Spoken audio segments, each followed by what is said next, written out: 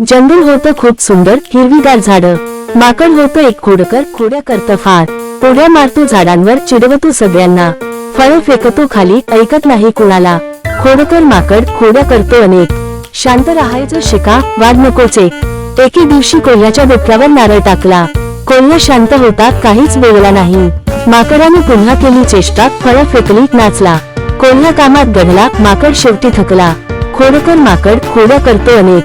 शांत राहायचं शिका, वाद नकोच एक. माकड म्हणे, कोल्हा दादा, राग नाही आला का? कोल्हा हसला, म्हणाला, वेळ माझा मौल्यवान आहे. प्रत्येक खोडकराशी भांडलो तर शहाणा नाही होणार मी. माकडाला कळले, शहाणपण मोठे किती. खोडकर माकड खोड्या करतो अनेक.